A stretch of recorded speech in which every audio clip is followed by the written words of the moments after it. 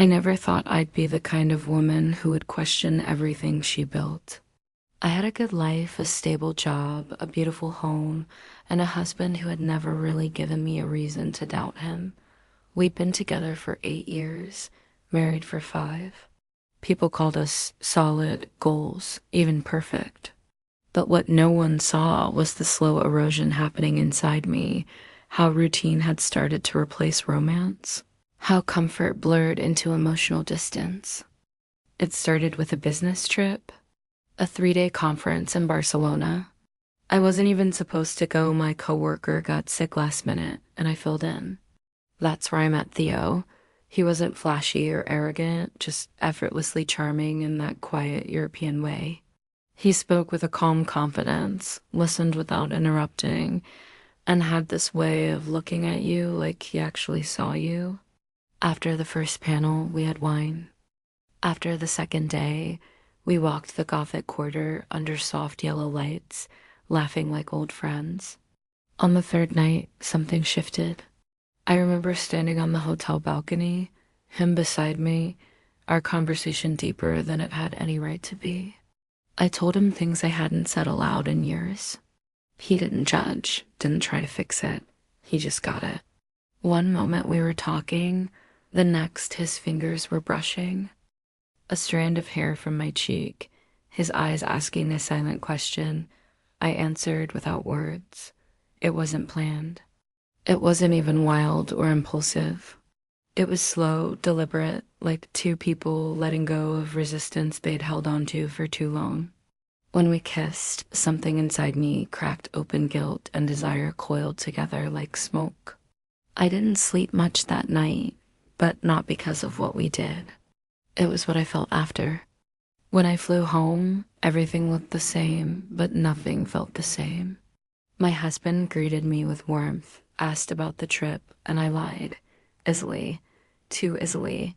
That scared me. And yet, Theo didn't leave my mind. We started messaging. Not constantly, not even daily. But when we did, it was never small talk. It was real. And that's what made it so dangerous. At first, I told myself it was just curiosity. I wasn't emotionally invested, not really. I had a life back home, a husband, responsibilities. But then why did I keep checking my phone for his name? Why did my heart skip a beat when I saw the tiny notification bubble that meant he had written me something thoughtful, poetic, or just him? I started finding little excuses to be alone. Longer showers, late night emails, solo walks where I could read his messages without feeling watched. Theo was never pushy. He never asked me to leave my husband or made any declarations. But there was always a thread of tension in our conversations, this quiet undercurrent of if only. About 2 months after the conference, I had to return to Europe for another meeting, this time in Amsterdam. And I knew, even before I booked my flight, that I would see him again. We didn't plan anything outright, but he happened to be in town. He waited for me in the lobby of the hotel, wearing that same soft linen shirt and that look in his eyes like he already knew how the night would end. We walked to a hidden cafe beside a canal, drank wine under strings of soft lights, then talked like there were no time zones between us. No partners, no past, just this now. When we got back to my hotel, I stood at the door, my key card in hand, trembling. I knew what I was doing. I also knew I wouldn't stop myself. He looked at me, didn't say a word, just waited. The door clicked open. What happened that night was different than Barcelona. There was less hesitation, more familiarity. My guilt didn't evaporate, it pressed deeper into me, but so did something else. Hunger, release, a feeling of being alive in a way I hadn't felt in years. He touched me like I was the only person in the world, asked me questions no one else had ever thought to ask, paid attention to the curve of my body like it was art, not routine. But the most dangerous part wasn't the way he kissed me, it was the way he looked at me after. Not with lust, but with something dangerously close to care. When I came home again, I noticed the distance between me and my husband had grown. Or maybe it was always there, and now I just couldn't pretend it wasn't. He asked if everything was okay. I told him work was just stressful. For the next few weeks, I tried to re-engage. I cooked his favorite meals. I suggested a weekend getaway. I even initiated intimacy, but it all felt flat, like I was imitating a version of myself I no longer believed in. And then one night, lying beside my husband, I got a message from Theo. I miss the way you laugh when you're trying not to. It wasn't seductive. It wasn't a plea. But I couldn't stop smiling, and that smile made me feel more ashamed than anything I'd done in bed. I was slipping. And I knew it. The days that followed were strange. I went through the motions, work, home, dinner, sleep, but everything felt like a soft echo of real life. It was as if I was moving through water, seeing the world through a filter. My husband, kind as ever, seemed unaware of the storm quietly unraveling inside me. And that made it harder, because he didn't deserve any of it. I began questioning everything. Not just what I had done, but why I had done it. Was it the excitement?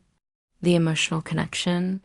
The validation I hadn't even realized I was craving? Or was it the quiet emptiness I'd buried beneath years of routine that suddenly demanded to be felt? One night, I sat alone in the kitchen long after my husband had gone to bed.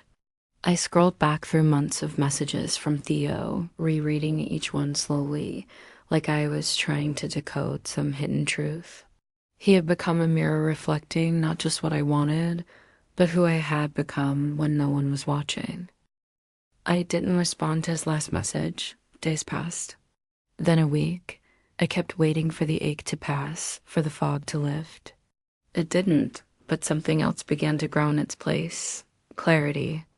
I had two choices: continue living a double life, feeding a connection that thrilled me but fractured my soul, or face the truth, however uncomfortable, and begin the slow work of healing. Not just for my marriage, but for myself. So I made a decision. I thought I was done with emotional entanglements. After Theo, I told myself I'd close that chapter, focus on rebuilding what I could, or at the very least, understanding where I had lost myself. I started therapy quietly, just once a week, under the guise of work stress, and honestly, for a while, it helped. I stopped romanticizing what had happened. I began sitting with my choices instead of running from them. Then came Daniel. He wasn't supposed to be anything. Just a guest lecturer at a creative workshop I signed up for on a whim. He was nothing like Theo, not polished or mysterious. He was honest, funny in a dry way, and a bit awkward. But when he spoke about creativity, he lit up. And the way he talked about people, how messy, beautiful, flawed, and full of potential we all are, it stirred something in me that had been quiet for a long time. After the second workshop, we stayed back talking about writing, about loneliness, about music that made us cry, and why vulnerability is scarier than love. There was no flirtation, just presence. And that made it more dangerous somehow. Over the next few weeks, we kept bumping into each other at cafes, bookstores, and once, completely randomly, at an old cinema I almost didn't go to.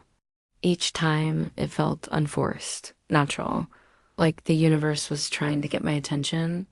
One afternoon, I told him, casually, that I was married. He nodded, didn't pull away, didn't lean in, just asked, "Are you happy?" And I paused. Not because I didn't know the answer, but because I wasn't sure if I'd ever said it out loud. "I don't know," I said. "I used to be. There was no kiss that day. No touch, but the silence between us was thick with tension, with what could happen, with the weight of choices neither of us wanted to make too soon." Later that evening, I stared at my reflection for a long time. This wasn't about cheating. This wasn't about escaping. It was about waking up. With each day spent with Daniel, I started to realize how little I truly knew about myself. We didn't meet on weekends, we didn't spend long nights together, but his presence became an unexpected source of warmth. Like me, he was also searching for something more real than casual connections or surface level conversations. We shared parts of our lives, but without pressure, without expectations. He never asked me to leave my husband, never said we could be together. We simply were together in a way that felt genuine. I began to understand that my inner world had been closed off for too long. All these years spent in a relationship that had become more of a formality than a passion led me to realize that I had forgotten what it meant to be truly myself, to be vulnerable. With Daniel, I finally felt like I could open up without the fear of being judged, without the sting of rejection. Each meeting with him felt like a small revelation. He wasn't looking for the perfect woman. He saw me, my soul, my flaws, and that wasn't frightening. He gave me the space to be vulnerable, not to put on a perfect facade, but it wasn't easy. There were times when I felt trapped. I still loved my husband, even though I couldn't say I felt the same fiery passion I once had. I tried to find a balance. I wasn't ready to just leave everything behind and start something new with Daniel, but at the same time, I couldn't ignore how he was changing me, how his calmness and honesty made me rethink my choices. One day, after another one of our meetings, we sat in the park. The weather was warm and the sun was gently touching the ground. Daniel suggested that we take a weekend trip somewhere, just the two of us. No plans, no goals, just go. And I realized that I had to make a choice. I didn't know what I would do, but one thing became clear. I could no longer remain in the state I had been in. Whether I would continue my marriage or start something new with Daniel, I needed to understand what I truly wanted. It was in that moment that I realized meeting Daniel wasn't just about a potential relationship. It was about learning to be honest with myself. The more I thought about it, the more I realized how much I had been avoiding the truth. It wasn't just about my marriage or my relationship with Daniel. It was about me, who I had become, and who I was becoming. I had spent so many years locked into a routine, fulfilling roles that everyone expected of me, that I forgot what it felt like to live for myself. I needed a change.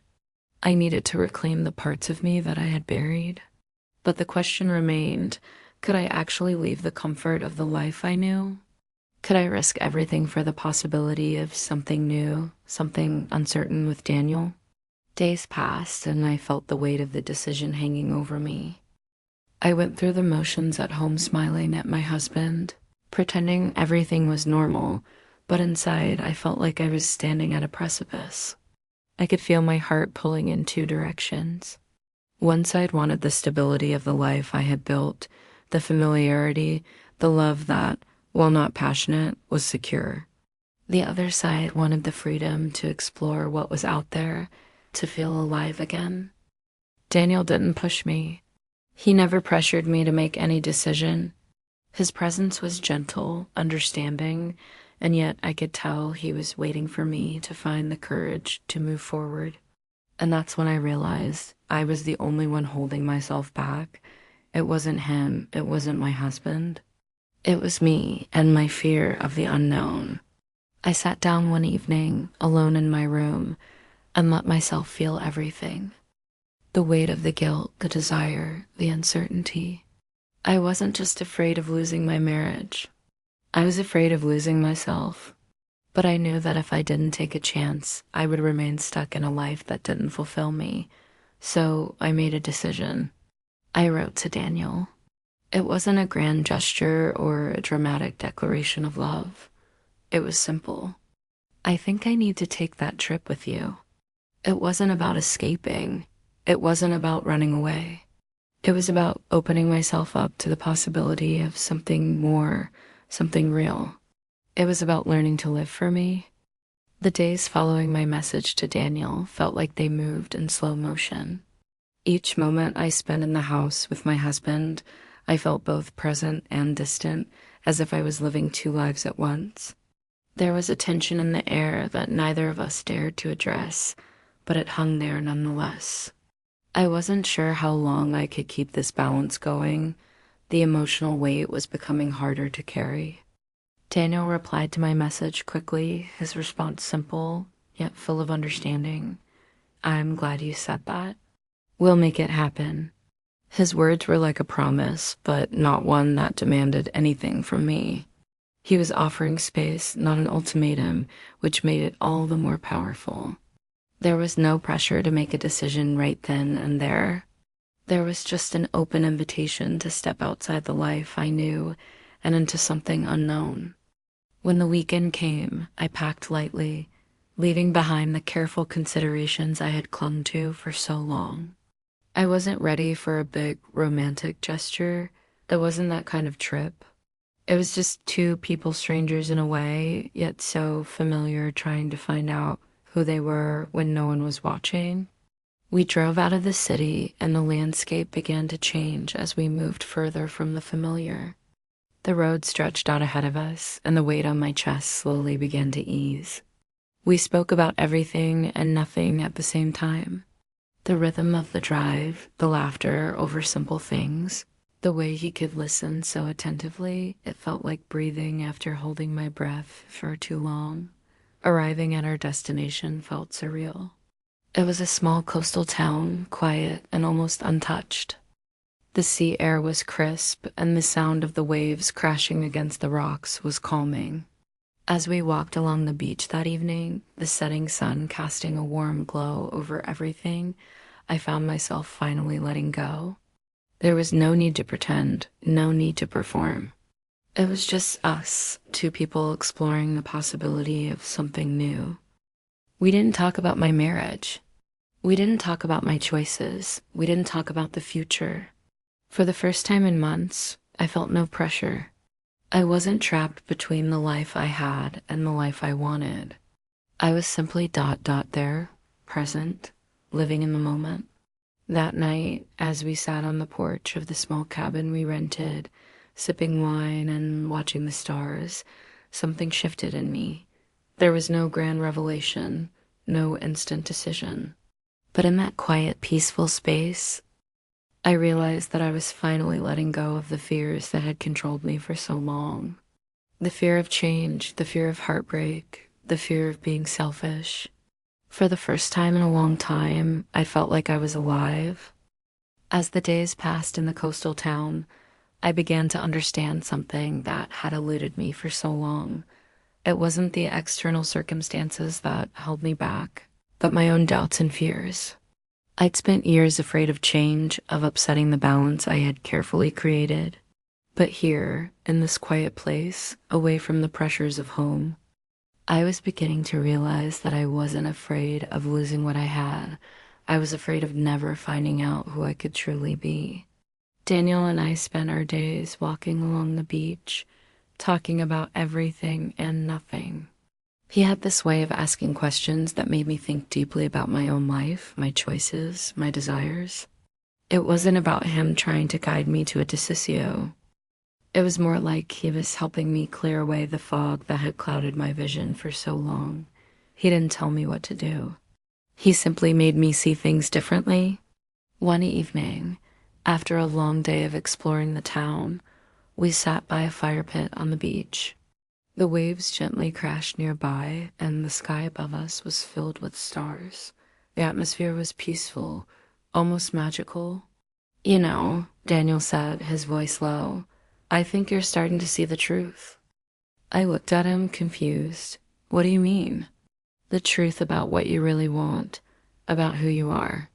I don't think you've given yourself the freedom to choose yet. You've been holding back because you're afraid of what happens next." I sat silently, letting his words sink in. I had always been afraid of the consequences, afraid of the mess it would create, the mess of my marriage, the mess of starting something new. But Daniel was right until now. I hadn't truly chosen. I'd been living on autopilot, letting life happen to me instead of taking control. "It's not about making a decision today," he continued. It's about giving yourself permission to explore, to feel what you need to feel without the pressure of a label or an outcome. I turned to him, my heart pounding in my chest. And what if I'm not ready for that? What if I'm just too lost to figure it out? You're not lost, he said softly. You've just been looking in the wrong places. His words were a revelation. For so long, I have been searching for answers from everyone but myself. My husband, my friends, even the strangers I met on my path. I have been seeking validation from others instead of trusting myself to know what I truly needed. Maybe I don't know what's next, I said, my voice shaky. But I know I need to start listening to myself. I need to figure out who I am, what I want, double quote. Daniel smiled, and for the first time, I felt an overwhelming sense of peace. That's all anyone can ever do. The rest of the evening passed in a peaceful silence. It wasn't about making any grand declarations. It wasn't about rushing into a new relationship or completely abandoning the old one. It was about accepting where I was and giving myself the space to explore, to grow, and to find clarity on my own terms. As I lay in bed that night, I realized something important. I wasn't afraid of the future anymore. I wasn't afraid of the unknown. For the first time, I was excited about it. And in that excitement, I found the freedom I had been searching for all along. The next few days passed by in a haze of self-reflection.